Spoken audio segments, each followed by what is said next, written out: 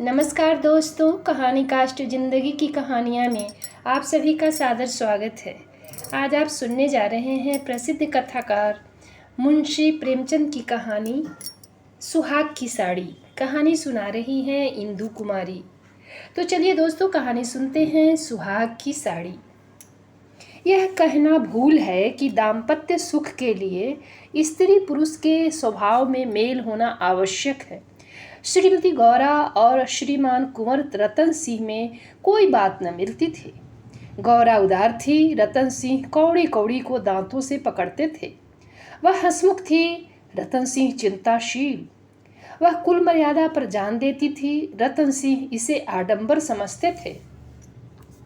उनके सामाजिक व्यवहार और विचार में भी घोर अंतर था।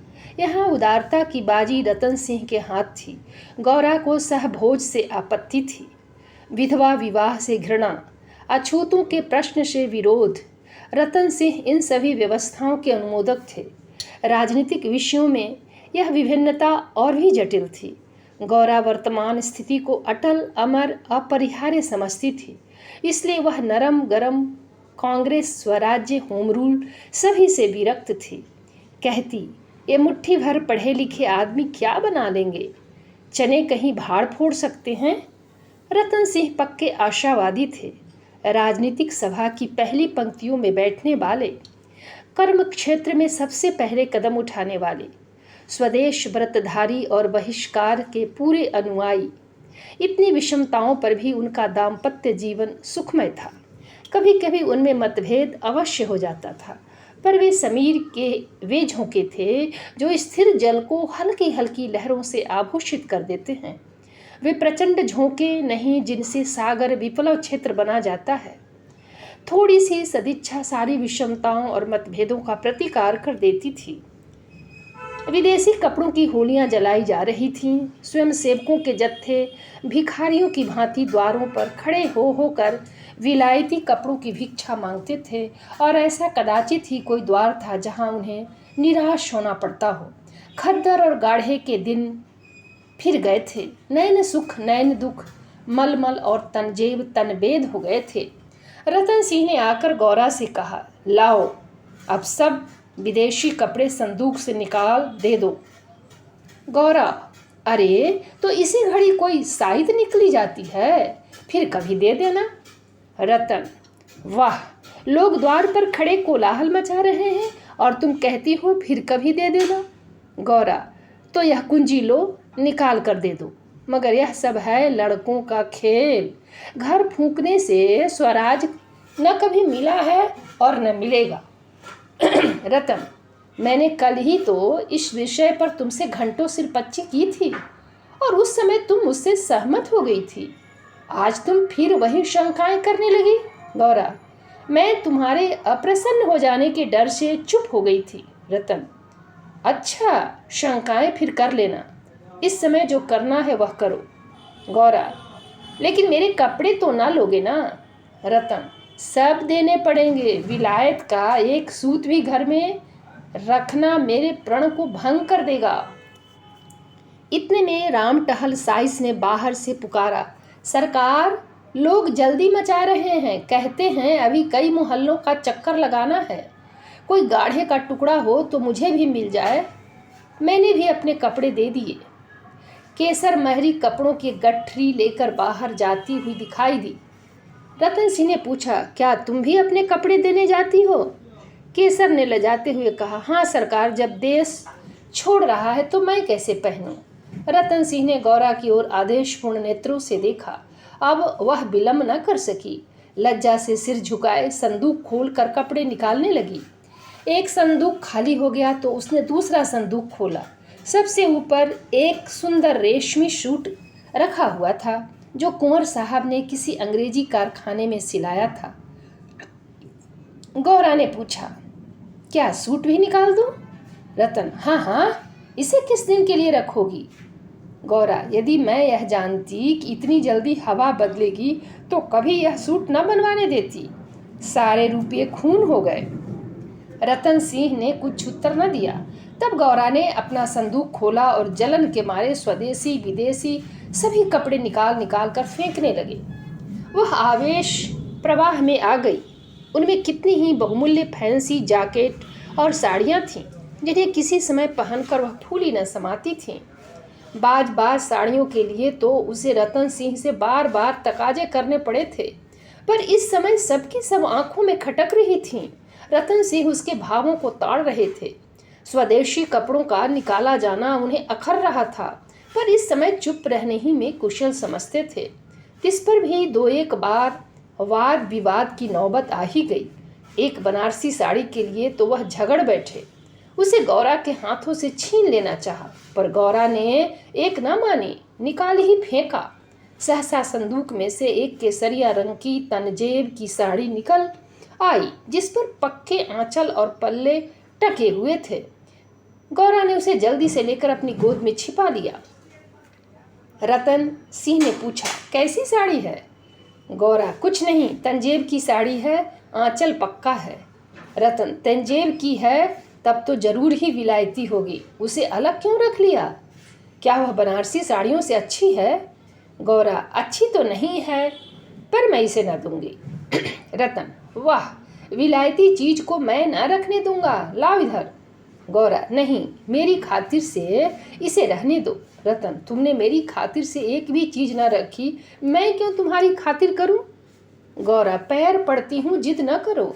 रतन, स्वदेशी साड़ियाँ में से जो चाहो रख लो, लेकिन इस विलायती चीज को मैं न रखने दूंगा। इसी कपड़े की बदौलत हम गुलाम बने, यह गुलामी का दाग मैं अब नहीं रख सकता, लाओ इधर। गौरा, मैं इसे न दूंगी, एक बार नहीं 1000 बार कहती हूँ कि न दूंगी। रतन, मैं इसे लेकर छोड़ूंगा, इस गुलामी के पटके को, इस दासत्व के बंधन को किसी तरह न रखूंगा। गौरा, नाहक जिद करते हो। रतन, आखिर तुमको इससे क्यों इतना प्रेम है? गौरा, तुम तो बाल की खाल निकालने लगते हो, इतने कपड़े थोड़े हैं, एक साड़ी रख ली तो क्या हुआ? रतन, तुमने अभी तक इन होलियों का आशय ही नहीं समझा। गौरा, खूब समझती हूँ, सब ढोंग है, 4 दिन में जोश ठंडा पड़ जाएगा। रतन, तुम केवल इतना बतला दो कि यह साड़ी तुम्हें क्यों इतनी प्यारी है, तो शायद मैं मान जाऊं। गौरा, यह मेरी सुहाग की साड़ी है। रतन, जरा देर सोच कर, तब तो मैं इसे कभी न रखूंगा। मैं विदेशी वस्त्र को यह शुभ स्थान नहीं दे सकता। इस पवित्र संस्कार का यह अपवित्र स्मृति चिन्ह घर में नहीं रख सकता। मैं इसे सबसे पहले होली की भेंट करूंगा। लोग कितने हतबुद्धि हो गए थे कि ऐसे शुभ कार्यों में भी विदेशी वस्तुओं का व्यवहार करने में संकोच न करते थे। मैं इसे अवश्य होली में दूंगा। गौरा, कैसा सगुन मुंह से निकालते हो? रतन, ऐसी सुहाग की साड़ी का घर में रखना ही अशकुन, अमंगल, अनिष्ट और अनर्थ है। गौरा, यूं चाहे जबरदस्ती छीन ले जाओ, पर खुशी से न दूंगी। रतन, तो फिर मैं जबरदस्ती ही करूंगा, मजबूरी है। यह कहकर वह लपके कि गौरा के हाथों से साड़ी छीन लो। गौरा ने उसे मजबूती से पकड़ लिया और रतन की ओर कातर नेत्रों से देखकर कहा, तुम्हें मेरे सिर की कसम। केसर महरी बोली, बहू जी की इच्छा है तो रहने दीजिए। रतन सिंह के बढ़े हुए हाथ रुक गए, मुख मलिन हो गया, उदास होकर बोले, मुझे अपना व्रत मत तोड़ना पड़े, प्रतिज्ञा पत्र पर झूठे हस्ताक्षर करने पड़ेंगे। खैर, यही सही। शाम हो गई थी। द्वार पर स्वयं सेवक गण शोर मचा रहे थे। कुंवर साहब, जल्दी आइए, श्रीमती जी से भी कह दीजिए हमारी प्रार्थना स्वीकार करें, बहुत देर हो रही है। उधर रतन सिंह असमंजस में पड़े हुए थे कि प्रतिज्ञा पत्र पर कैसे हस्ताक्षर करूं। विदेशी वस्त्र घर में रखकर स्वदेशी व्रत का पालन क्यों कर होगा। आगे कदम बढ़ा चुका हूँ, पीछे नहीं हट सकता, लेकिन प्रतिज्ञा का अक्षरशः पालन करना अभिष्ट भी तो नहीं, केवल उसके आशय पर लक्ष्य रहना चाहिए। इस विचार से मुझे प्रतिज्ञा पत्र पर हस्ताक्षर करने का पूरा अधिकार है। त्रिया हट के सामने किसी की नहीं चलती। यूँ चाहूँ तो एक ताने में काम निकल सकता है, पर उसे बहुत दुख होगा, बड़ी भावुक है, उसके भावों का आदर करना मेरा कर्तव्य है। गौरा भी चिंता में डूबी हुई थी। सुहाग की साड़ी सुहाग का चिन्ह है, उसे आग, कितने अशकुन की बात है। ये कभी कभी बालकों की भांति जिद करने लगते हैं। अपनी धुन में किसी की सुनते नहीं, बिगड़ते हैं तो मानो मुंह ही नहीं सीधा होता। लेकिन वे बेचारे भी तो अपने सिद्धांतों से मजबूर हैं। झूठ से उन्हें घृणा है। प्रतिज्ञा पत्र पर झूठी स्वीकृति लिखनी पड़ेगी। उनकी आत्मा को बड़ा दुख होगा। घोर धर्म संकट में पड़े होंगे। यह भी तो नहीं हो सकता कि सारे शहर में स्वदेशानुरागियों के सिरमौर बनकर उस प्रतिज्ञा पत्र पर हस्ताक्षर करने से आनाकानी करें। कहीं मुंह दिखाने को जगह न रहेगी। लोग समझेंगे बना हुआ है, पर शकुन की चीज कैसे दूं? इतने में उसने राम टहल साइस को सिर पर कपड़ों का गट्ठर लिए बाहर जाते देखा। केसर महरी भी एक गट्ठर सिर पर रखे हुए थी। पीछे पीछे रतन सिंह हाथ में प्रतिज्ञा पत्र लिए जा रहे थे। उनके चेहरे पर ग्लानि की झलक थी, जैसे कोई सच्चा आदमी झूठी गवाही देने जा रहा हो। गौरा को देखकर उन्होंने आंखें फेर लीं और चाहा कि उसकी निगाह बचाकर निकल जाऊं। गौरा को ऐसा जान पड़ा कि उनकी आंखें डबडबाई हुई हैं। वह राह रोककर बोली, जरा सुनते जाओ। रतन, जाने दो, दिक न करो, लोग बाहर खड़े हैं। उन्होंने चाहा कि पत्र को छिपा लो, पर गौरा ने उसे उनके हाथ से छीन लिया।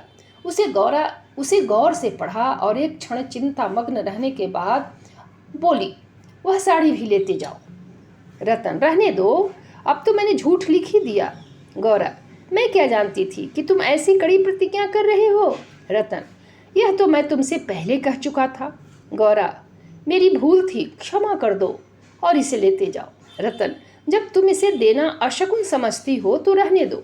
तुम्हारी खातिर थोड़ा सा झूठ बोलने में मुझे कोई आपत्ति नहीं है। गौरा, नहीं, लेते जाओ। अमंगल के भय से तुम्हारी आत्मा का हनन नहीं करना चाहती।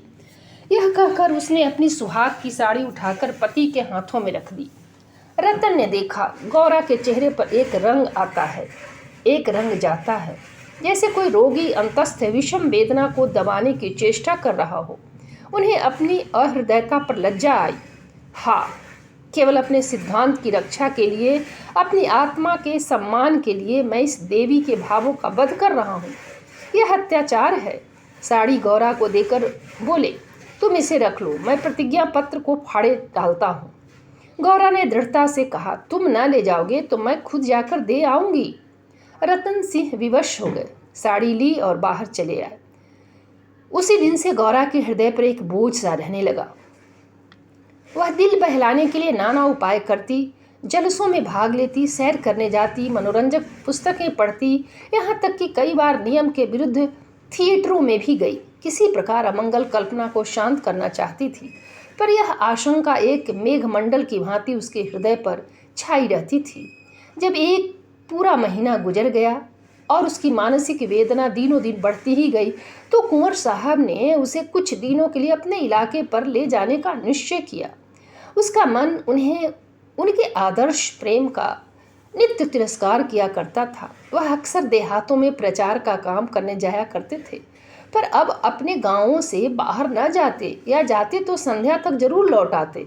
उनके एक दिन की देर, उनका साधारण सिर दर्द और जुकाम उसे अव्यवस्थित कर देते थे। वह बहुधा बुरे स्वप्न देखा करती। किसी अनिष्ट के काल्पनिक अस्तित्व की छाया उसे अपने चारों ओर मड़राती हुई प्रतीत होती थी।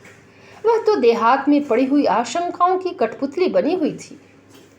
इधर उसकी सुहाग की साड़ी स्वदेश प्रेम की वेदी पर भस्म होकर रिद्धि प्रदायिनी भभूत बनी हुई थी। दूसरे महीने के अंत में रतन सिंह उसे लेकर लौट आए। गौरा को वापस आए 3-4 दिन हो चुके थे, पर असबाब के संभालने और नियत स्थान पर रखने में वह इतनी व्यस्त रही कि घर से बाहर न निकल सकी थी। कारण यह था कि केसर महरी उसके जाने के दूसरे ही दिन छोड़कर चली गई थी और अभी उतनी चतुर दूसरी महरी मिली न थी। कुंवर साहब का साइस राम टहल भी छोड़ गया था। बेचारे कोचवान को साइस का भी काम करना पड़ता था। संध्या का समय था। गौरा बरामदे में बैठी आकाश की ओर एकटक होकर ताक रही थी। चिंताग्रस्त प्राणियों का एकमात्र ही अवलंब है। सहसा रतन सिंह ने आकर कहा, चलो आज तुम्हें स्वदेशी बाजार की सैर करा लावे। यह मेरा ही प्रस्ताव था, पर 4 दिन यहाँ आए हो गए, उधर जाने का अवकाश ही न मिला। गौरा, मेरा तो जाने का जी नहीं चाहता, यहीं बैठकर कुछ बातें करो। रतन, नहीं, चलो देखावे, 1 घंटे में लौट आवेंगे। अंत में गौरा राजी हो गई। उधर महीनों से बाहर न निकली थी। आज उसे चारों तरफ एक विचित्र शोभा दिखाई दी। बाजार कभी इतनी रौनक पर न था। वह स्वदेशी बाजार में पहुंची तो जुलाहों और कोरियों को अपनी अपनी दुकानें सजाए बैठे देखा। सहसा एक वृद्ध कोरी ने आकर रतन सिंह को सलाम किया। रतन सिंह चौंक कर बोले, राम टहल, तुम अब कहाँ हो? राम टहल का चेहरा श्री संपन्न था। उसके अंग अंग से आत्मसम्मान की आभा झलक रही थी। आंखों में गौरव ज्योति थी। रतन सिंह को कभी अनुमान न हुआ था कि अस्तबल साफ करने वाला बूढ़ा राम टहल इतना सौम्य, इतना भद्र पुरुष है। वह बोला, सरकार, अब तो अपना कारोबार करता हूँ। जब से आपकी गुलामी छोड़ी तब से अपने काम में लग गया। आप लोगों की निगाह हम गरीबों पर हो गई, हमारा भी गुजर हो रहा है। नहीं तो आप जानते ही हैं कि किस हालत में पड़ा हुआ था। जात का कोरी हूँ, पर पापी पेट के लिए चमार बन गया था। रतन, तो भाई अब मुंह मीठा कराओ। यह बाजार लगाने की मेरी ही सलाह थी। बिक्री तो अच्छी होती है ना? रामटल, हाँ सरकार, आजकल खूब बिक्री हो रही है। माल हाथों हाथ उड़ जाता है। यहाँ बैठते हुए 1 महीना हो गया है, पर आपकी कृपा से लोगों को 4 पैसे थे वे बेबाक हो गए। भगवान की दया से रूखा सूखा भोजन भी दोनों समय मिल जाता है। और क्या चाहिए? मलकीन की सुहाग की साड़ी का होली में आना कहिए और बाजार का चमकना कहिए। लोगों ने कहा, जब इतने बड़े आदमी होकर ऐसे शकुन की चीज की परवाह नहीं करते तो फिर हम विदेशी कपड़े क्यों रखें? जिस दिन होली जली है उसके 2-3 दिन पहले ही सरकार इलाके पर चले गए थे। उसके पहले भी सरकार कई दिनों तक घर से बहुत कम निकलते थे। मैं तो यही कहूँगा कि यही सारी माया उसी सुहाग की साड़ी की है। इतने में एक अधेड़ स्त्री गौरा के सामने आकर बोली, बहू जी, मुझे भूल तो नहीं गई? गौरा ने सिर उठाया तो सामने केसर महरी खड़ी थी। वह सुंदर साड़ी पहने हुई थी। हाथ पांव में मामूली गहने भी थे। चेहरा खिला हुआ था। स्वाधीन जीवन का गौरव एक एक भाव से प्रस्फुटित हो रहा था। गौरा ने कहा, इतनी जल्दी भूल जाऊंगी? अब कहाँ हो? हमें लौटने भी न दिया, बीच में ही उड़ भागी। केसर, क्या करूं सरकार, अपना काम चलते देखकर सब्र न हो सका। जब तक रोजगार न चलता था तब तक लाचारी थी। पेट के लिए सेवा टहल, कर्म कुकर्म सभी करना पड़ता था। अब आप लोगों की दया से हमारे भी दिन लौटे हैं। अब दूसरा काम नहीं किया जाता। अगर बाजार का यही रंग रहा तो अपनी कमाई खाए न चुकेगी। यह सब आपकी साड़ी की महिमा है। उसकी बदौलत हम गरीबों के कितने ही घर बस गए। 1 महीना पहले इन दुकान वालों में से किसी को रोटियों का ठिकाना न था। कोई साइसी करता था, कोई ताशे बजाता, यहाँ तक कि कई आदमी मेहतर का काम करते थे, कितने ही भीख मांगते थे। अब सब अपने धंधे में लग गए हैं। सच पूछो तो तुम्हारी सुहाग की साड़ी ने हमें सुहागिन बना दिया, नहीं तो हम सुहागिन होते हुए विधवाएं थी। सच कहती हूँ, सैकड़ों जवानों से नित्य यही दुआ निकलती है कि आपका सुहाग अमर हो, जिसने हमारी राण जात को सुहाग दान दिया। रतन सिंह एक दुकान पर बैठकर कुछ कपड़े देखने लगे। गौरा का भावुक हृदय आनंद से पुलकित हो रहा था। उसकी सारी अमंगल कल्पनाएं स्वप्नवत विच्छिन्न होती जाती थीं। आंखें सजल हो गई थी और सुहाग की देवी अश्रु संचित नेत्रों के सामने खड़ी आंचल फैलाकर उसे आशीर्वाद दे रही थी। उसने रतन सिंह को भक्तिपूर्ण आंखों से देखकर कहा, मेरे लिए भी एक साड़ी ले लो। जब गौरा यहाँ से चली तो सड़क की बिजलियाँ जल चुकी थीं। सड़कों पर खूब प्रकाश था।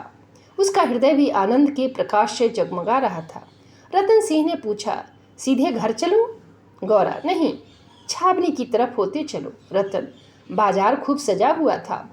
गौरा, यह जमीन लेकर एक अस्थाई बाजार बनवा दो। स्वदेशी कपड़ों की दुकानें हों और किसी से किराया न लिया जाए। रतन, बहुत खर्च पड़ेगा। गौरा, मकान बेच दो, रुपये ही रुपये हो जाएंगे। रतन, और रहें पेड़ तले। गौरा, नहीं, गांव वाले मकान में। रतन, सोचूंगा। गौरा, इलाके भर में खूब कपास की खेती कराओ, जो कपास बोए उसकी बेगार माफ़ कर दो। रतन, हाँ, तदबीर अच्छी है, दूनी उपज हो जाएगी। गौरा, कुछ देर सोचने के बाद, लकड़ी बिना दाम दो तो कैसा हो? जो चाहे चरखे बनवाने के लिए काट ले जाए। रतन, लूट मच जाएगी। गौरा, ऐसी बेईमानी कोई न करेगा। जब उसने गाड़ी से उतरकर घर में कदम रखा तो चित्त शुभ कल्पनाओं से प्रफुल्लित हो रहा था। मानो कोई बछड़ा खूंटे से छुटकर किलोले कर रहा हो। तो दोस्तों, कहानी समाप्त हुई। धन्यवाद।